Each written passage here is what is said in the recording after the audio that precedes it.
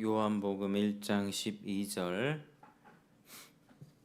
같이 한번 봉독하겠습니다. 시작. 영접하는 자 곧 그 이름을 믿는 자들에게는 하나님의 자녀가 되는 권세를 주셨으니. 아멘. 오늘 너무나도 우리가 잘 알고 암송까지도 하는 말씀 한 구절 읽어보았는데요. 오늘 이제 양자로 삼으심에 관한 이 문답 34문을 공부하겠습니다. 우리 34문 그 주보 안쪽에 34문을 펼치셔서 같이 한번 문을 읽겠습니다. 시작. 양자로 삼으심이 무엇입니까? 답 시작. 양자로 삼으심은 하나님께서 값없이 주시는 은혜의 행위이고 이로써 우리가 하나님의 자녀의 수에 들게 되고 자녀의 모든 특권을 누릴 수 있게 됩니다. 아멘. 자, 오늘 양자로 삼으심에 관해서 우리가 이제 살펴보는데 하나님께서 값없이 주시는 은혜의 행위라는 사실을 말하고 있습니다. 그러니까 양자로 삼으심은 하나님께서 값없이 주시는 은혜의 행위다. 그러니까 양자가 된다는 것은 하나님의 자녀가 된다는 것은 아무도 스스로 될 수 없다는 말이죠. 하나님께서 특별한 은혜를 베푸셔야만 양자가 되는 것입니다. 이 말은 세상 모든 사람이 다 하나님의 자녀가 되는 것이 아니고 특별한 은혜를 받은 사람만이 양자가 하나님의 자녀가 된다는 말입니다. 그래서 여기서 우린 잠시 일반 은혜와 또 특별 은혜에 관해서 잠시 또 짚고 넘어가겠습니다. 일반 은혜는 제가 여러 번 말씀드렸지만 하나님이 세상 모든 사람들을 차별하지 않고 부어주시는 그런 은혜입니다. 우리가 숨쉬는 이 공기, 또 태양, 물, 빛과 같은 자연 이런 것들이 다 하나님의 은혜입니다. 모든 사람들에게 주시는 은혜라고 해서 일반 은혜라고도 말을 하죠. 자, 그러면 왜 하나님이 일반적으로 다 은혜를 베푸시냐 하면 바로 모든 사람이 한 분 하나님으로부터 나왔기 때문입니다. 사도행전 17장 28절에 우리가 그의 소생이라 바울이 아테네에서 전도할 때 했던 말입니다. 우리가 다 그의 소생이다. 세상 모든 사람들은 다 한 분 아버지로부터 나왔습니다. 하나님이 아담 하와를 만드시고 그들로부터 모든 사람들이 나왔고 여러 민족이 생겨나게 됐죠. 그래서 우리의 족보도 거슬러 올라가다 보면 그 맨 위에 첫사람 아담이 나오고 그 위에 하나님이 나옵니다. 그래서 이제 누가복음의 족보가 바로 상향식 족보입니다. 이제 예수님으로부터 시작해서 예수님 위에 요셉이 있고 요셉 위에 누구 있고 누구 있고 누구 있고 그 위에 쭉 가보니까 이제 아브라함도 나오고요. 그 위에는 또 노아도 나오고 그 위에는 이제 쭉쭉 가다가 보면 아담이 나옵니다. 아담 위에 그 위는 하나님이더라 이렇게 나오죠. 그러니까 세상의 모든 사람들이 다 하나님 한 분으로부터 파생됐다. 그래서 한 분 아버지로부터 나왔다. 그래서 하나님은 비록 사람들이 죄로 인해서 타락했지만 그들에게도 햇빛을 주시고 물을 주시고 공기와 식물, 채소와 같은 열매와 음식들을 주셔서 먹고 살 수 있도록 배려하시는 그 은혜가 바로 하나님의 일반 은혜입니다. 모든 사람들을 향한 하나님의 은혜와 사랑이죠. 그래서 하나님은 믿는 사람에게나 믿지 않는 사람에게나 동일하게 이런 은혜를 베풀어 주십니다. 그래서 생명을 유지할 수 있는 모든 은혜가 하나님의 일반 은혜로부터 나오는 것입니다. 그래서 모든 사람은 사실 다 하나님으로부터 빚을 지면서 살아가고 있는데 사람들이 타락해서 그걸 모르는 것이죠. 참 지식도 없고 의도 잃어버리고 이 새 사람을 입기 전까지는 전혀 그런 것들을 알 수가 없습니다. 그래서 모든 사람이 하나님으로부터 나왔기에 하나님이 일반 은혜로 보살피시지만 근데 그들을 다 하나님의 자녀라고 할 수 있는가? 그건 또 아니죠. 타락한 이후에 하나님이 이 하나님을 떠나버렸고 또 하나님을 사랑하지 못했고 그 사람 됨과 행실을 봤을 때 하나님의 자녀 닮은 모습을 잃어버렸기 때문에 하나님의 자녀라고 다 부를 수가 없습니다. 뭐 지나가는 사람에게 당신은 하나님의 자녀입니다 이렇게 할 수가 없는 거예요. 그 왜 죄에 빠져서 마귀에 속하여 하나님을 대적하는 편에 서 있기 때문에 쉽사리 너는 하나님의 자녀야 이렇게 얘기할 수가 없는 것이죠. 그래서 타락한 인생 중에는 하나님의 자녀로 회복되는 일이 있는데 이것이 아주 특별한 은혜다라고 해서 하나님의 특별 은혜라고 하는 것입니다. 아무에게나 주어지는 은혜가 아니므로 특별 은혜다. 이 은혜는 예수님의 인격과 사역을 믿고 영접하는 자에게만 주어지는 은혜입니다. 모든 사람이 아니라 하나님이 원하시는 그 사람에게만 주시는 은혜, 특별한 은혜라고 하는 거죠.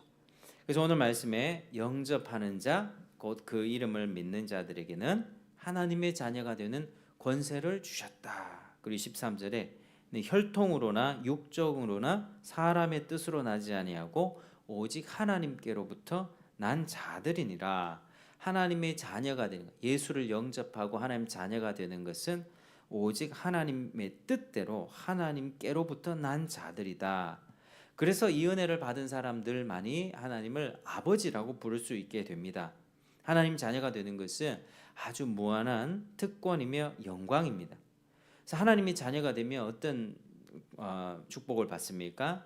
하나님의 기업을 물려받습니다. 상속자가 되는 것이고요. 그리스도 안에 있는 모든 신령한 복을 우리가 다 받게 되는 것입니다. 그래서 하나님의 일을 맡아서 할 수도 있고 하나님의 이름도 나타낼 수 있습니다. 저희들의 말과 행실을 통해서 마태복음 5장 16절에 이같이 너희 빛을 사람 앞에 비치게 하여 저희로 너희 착한 행실을 보고 하늘에 계신 너희 아버지께 영광을 돌리게 하라. 이것이 믿는 사람에게 주신 특권이라 볼 수 있습니다. 또 하나님은 자기 자녀들을 어떻게 돌보십니까? 마태복음 5장 16절 그러므로 염려하여 이르기를 무엇을 먹을까 무엇을 마실까 무엇을 입을까 하지 말라. 이는 다 이방인들이 구하는 것이요 너희 하늘 아버지께서 이 모든 것이 너희에게 있어야 할 줄을 아시느니라. 먹을 거 입을 거 살아갈 모든 필요한 것들 하나님이 보살펴 주신다. 모든 사람을 다 보살펴 준다는 말이 아닙니다. 하나님의 특별한 은혜를 입은 하나님께로부터 난 자들, 영접하는 자, 예수의 이름을 믿은 자들을 그렇게 돌보신다는 것입니다. 그러면 우리는 이렇게 생각할 수 있겠습니다. 나는 하나님의 자녀이니까 하나님의 뜻에 따라 살고 이 땅에서 하나님의 이름을 드러내며 사는 사람이니까 그것을 나의 삶의 목적으로 삼고 산다면 하나님이 나의 모든 삶을 책임져 주실 것이고 내 생활을 보장해 주실 거야. 우리가 이렇게 생각할 수 있습니다. 그리고 우리는 반드시 이렇게 믿어야만 합니다.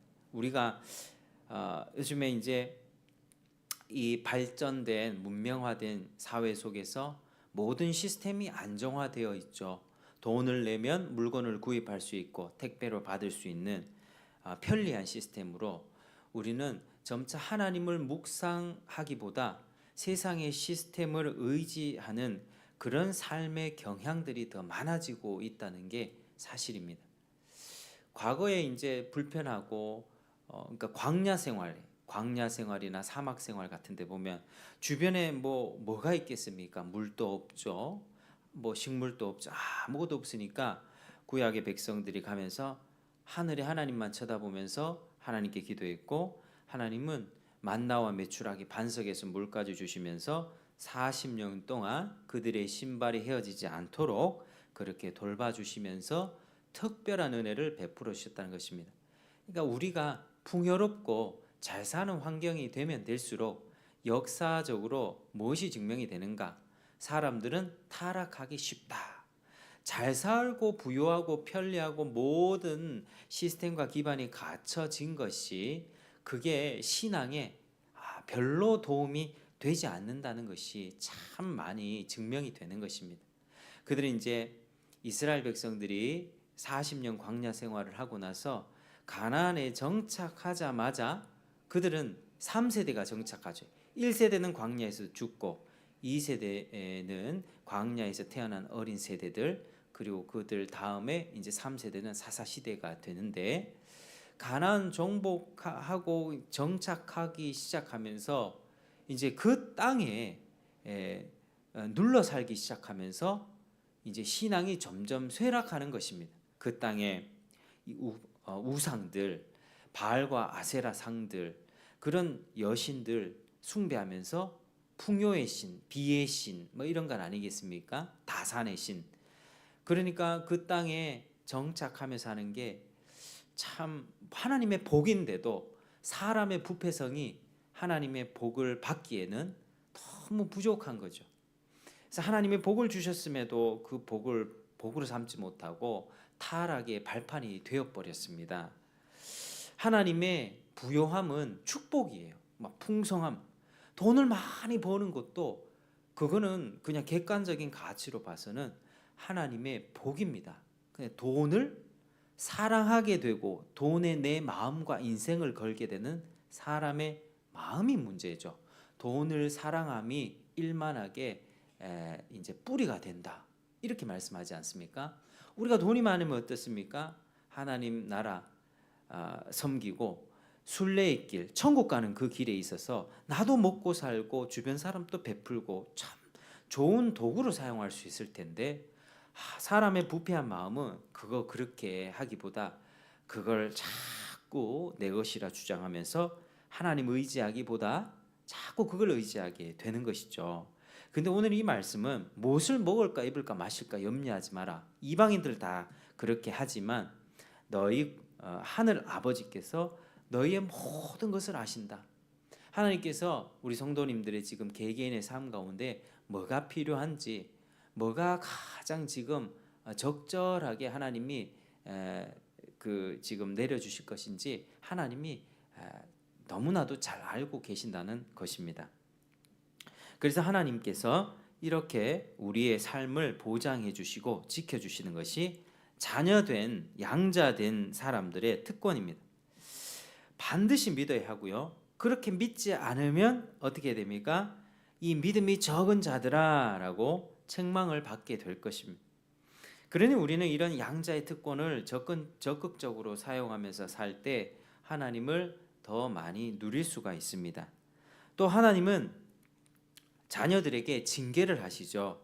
세상의 부모들도 자기 자녀가 나쁜 길로 가면 책망하고 좋은 길로 인도하려고 합니다.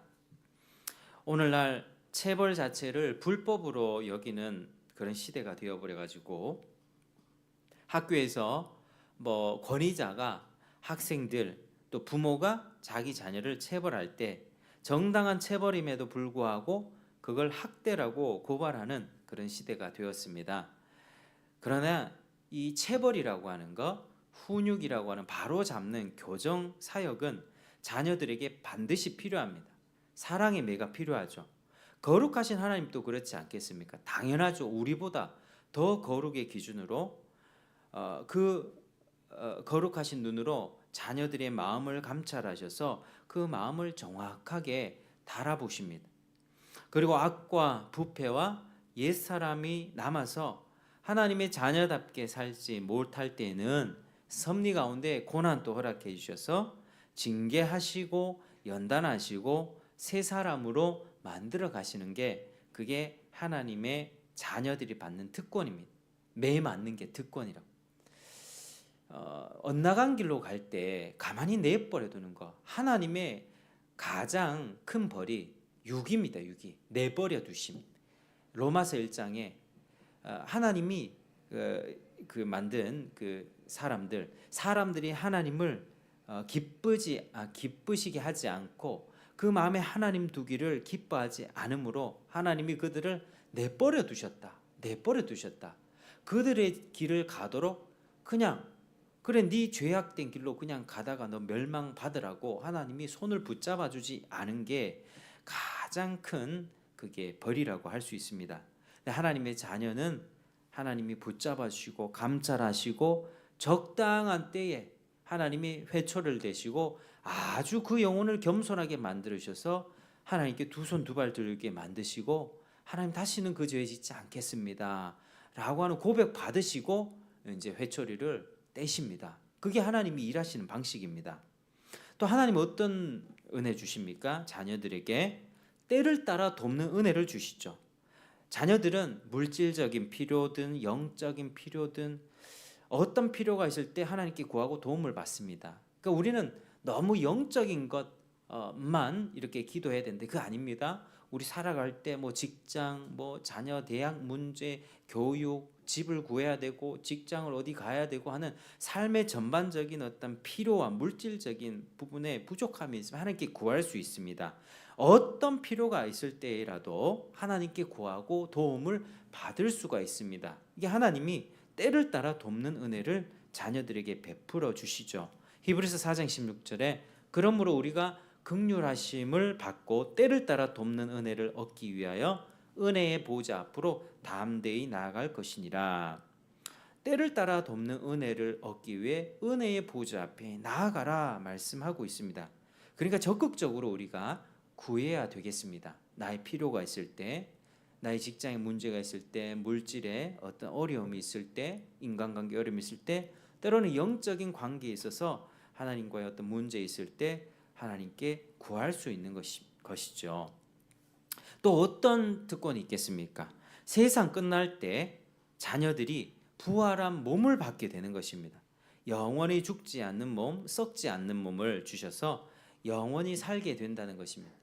그래서 지금은 우리가 죽게 되면 영혼과 육신이 분리되고 육신은 뭐 화장터에 가서 한 줌의 재로 변하든지 무덤에 묻혀서 뭐 다 미생물 박테리아와 함께 썩어서 흙으로 돌아가든지 이 사라져 버리고 맙니다. 우리의 육체는.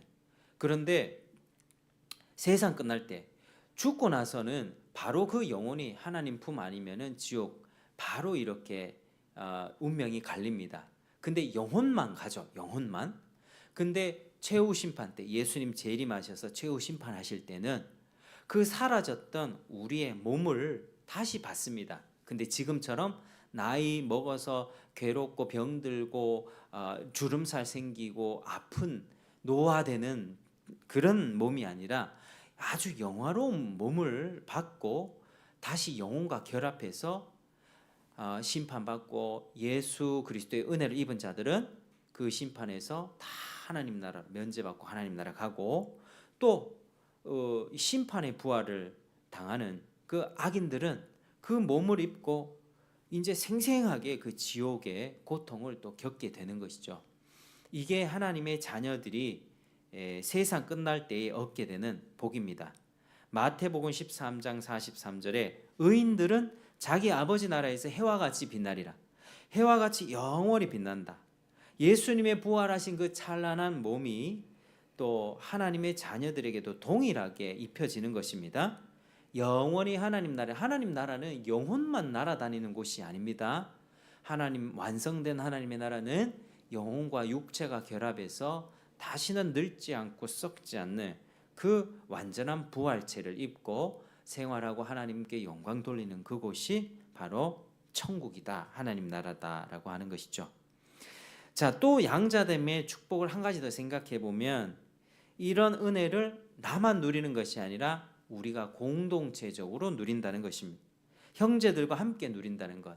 시편 133편은 형제가 연합하여 동감해 어찌 그리 선하고 아름다운고 머리에 있는 보배로운 기름이 수염 곧 아론의 수염이 흘러서 그 옷깃까지 내린 같고 헐몬의 이슬이 시온의 산들에 내린 같도다. 이렇게 형제가 연합하여 함께 사랑하며 사는 삶이 너무나도 선합고 아름답다 이렇게 말씀하고 있죠. 영생이라고 하는 것은요 혼자 영원토록 지내는 것이 아닙니다. 혼자 오랫동안 사는 게 영생이 아닙니다. 위에서 열거한 그 은혜와 여러 가지 특권 가운데 사는 것이고 형제가 연합해서 동거하는 것입니다. 지금은 하나님께서 우리에게 복음을 주시고 복음의 그 사랑으로 연합하도록 남편과 아내가 함께 그 사랑을 복음의 사랑, 예수 그리스도의 희생의 사랑을 맛볼 수 있도록 하나님이 이 결혼 관계를 허락해 주셨습니다. 그런데 이 결혼 관계가 이제는 천국 가면 장가 시집 가는 일이 없어지죠. 그게 다 사라지고 완전한 사랑의 관계가 삼위 하나님으로부터 수직적으로 그리고 우리 수평적으로는 모든 형제 지체 간의 완전한 사랑이 이루어져서 지상에서 아주 조금 찔끔 맛보던 그 사랑, 우리가 진짜 사랑이 회복될 때 어떻습니까? 관계가 무너지고 괴로웠지만 서로 화해하고 용서할 때 원수되었던 그 관계가 화해할 때 서로 부둥켜 안고 눈물 흘리며 내가 미안해, 아니야 내가 더 미안했어, 그렇게 감격적으로 감정도 치유가 되고 우리의 모든 스트레스와 그동안 받았던 상처 아픔이 그 눈물과 포옹으로 다 사라지지 않습니까? 그거 맛보는 거예요. 천국에서의 그 완전한 연합을. 그러니까 하나님은 우리가 부부 관계 속에서 그거를 맛보라고, 삼위 하나님만 맛보기에는 너무 아까운 거예요. 삼위 하나님은 인간을 남녀 짝으로 만들어서 둘이 연합하게 하심으로 너희도 그 사랑 가운데 연합하면서 이 세상을 두 다리로 딛고 살며 그 사랑의 하나님을 바라보면서 살아라고 이렇게 아름다운 세상을 디자인해 주셨는데 죄악으로 인해 다 깨어져 버린 거죠. 근데 예수 믿는 사람들은 그래서 부부 관계도 회복해 나가고 부모 자식 간의 관계, 세상 사람들 같은 경우면 다 원수질 만한 상황이지만 용납하고 용서하고 나아가서 쌍방이 화해하면서 사랑을 결단하며 살아가는 게 그게 천국을 맛보는 것입니다. 그 감격의 눈물, 아름다운 용서와 화해, 이 천국에서는 그런 감격들이 넘쳐나는 거예요. 그래서 그게 우리가 천국을 생각하면 너무나도 아름다운 곳이다라고 묵상할 수 있는 것이죠. 그래서 그 형제가 연합하는데 그 수는 이루 헤아릴 수 없을 만큼 너무나도 많은 수가 바로 그렇게 하나님을 예배하며 살게 될 것입니다. 자, 이제 말씀을 좀 맺겠습니다. 저와 여러분이 그리스도의 복음을 믿고 영접해서 하나님의 자녀가 된 것은요, 양자가 된 것은 참 놀라운 축복입니다. 주변에 복음을 전하면 잘 받아들이지 않는 게 현실이지 않습니까? 오늘날 부패하고 타락한 이 시대는 물론 다 그런 건 아니지만 개중에 믿는 사람이 있겠죠. 남은 자들을 하나님은 끝까지 돌이키실 것입니다.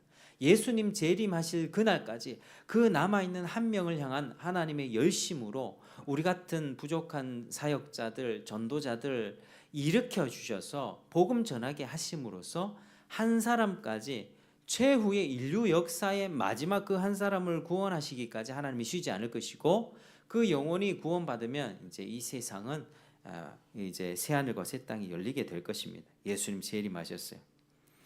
그렇지만 전반적으로 많이들 복음을 거부하는 시대가 되었죠. 한 사람이 회개해서 하나님께 돌아오는 일은 도무지 인간의 힘으로는 어려운 일입니다. 참 불가능한 일입니다. 그래서 복음 듣고 믿고 회개하게 하며 살아갈 수 있는 은혜, 내가 태어나 보니 모태신앙의 집에 태어났다, 내 부모가 믿어서 매주마다 교회를 데려가서 복음 들었다, 이것은 보통 은혜가 아닌 것입니다. 창세전에 예정받은 사람이 인생 가운데 복음을 계속 하나님이 들려주시고 외적으로 들려주십니다. 귀로. 근데 거부하고 그런 게 어디 있어 거부하다가 어느 시점에 33문 2문에서 배웠던 효력 있는 부르심, 효력 있는 부르심으로 성령 가운데 그 귀로 들려진 말씀이 갑자기 마음밭에 떨어지는 겁니다. 마음밭에 떨어져서 성령이 이 영혼을 거듭나게 하시는 것이죠. 효력 있는 부르심을 받아서 거듭난 사람만이 오직 예수를 믿게 됩니다.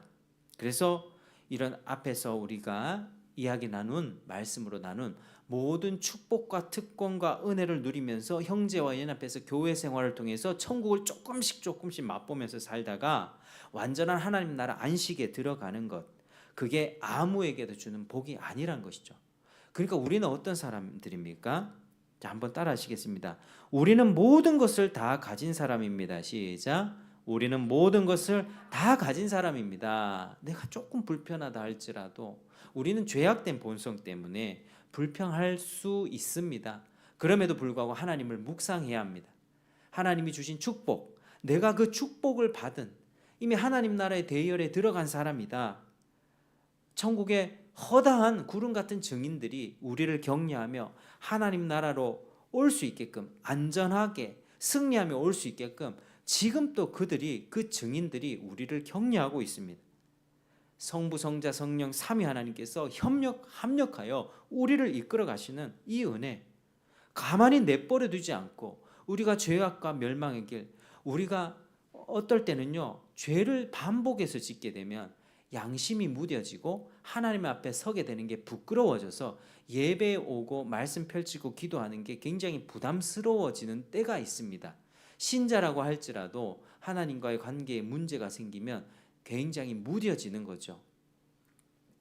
그럼에도 불구하고 하나님은 그 영혼을 그냥 내버려 두지 않고 어떻게든 이 영혼을 겸손하게 바닥으로 끌어가셔서 하나님 앞에 회개케 하시고 다시 천국으로 갈 수 있도록 인도하시는 이 모든 은혜, 나를 통해서 하나님을 드러내게 하시고 또 지체들과 함께 서로 사랑을 맛보게 하시고 죽을 때 하나님 품에 안식하고 재림하실 때 몸과 영혼이 다시 연합하여 이 부활체를 입고 하나님 나라에 들어가는 것, 이 놀라운 축복들을 더욱더 묵상하는 저와 여러분 되길 바랍니다.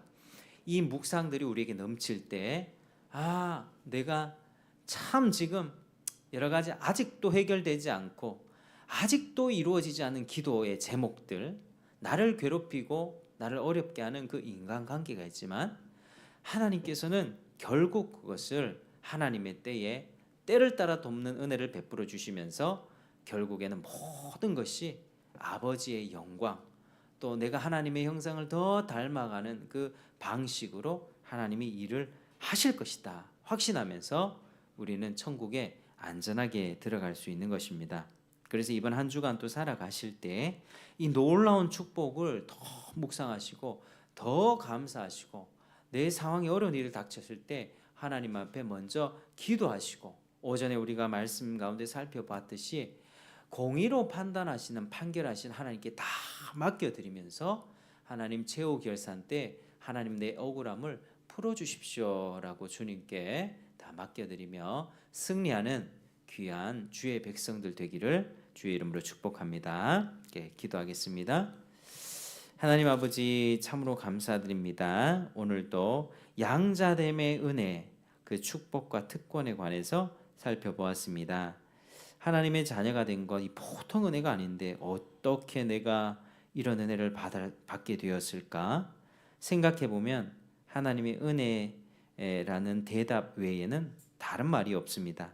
주님 너무나도 감사드리고, 우리가 현재 처한 상황이 다 다르고 어렵다 할지라도 불평불만하지 않고 감사하면서 더 믿음으로 살고 하나님이 기뻐하시는 삶을 살아갈 수 있도록 복을 내려 주시옵소서. 감사하며 예수님 이름으로 기도드립니다.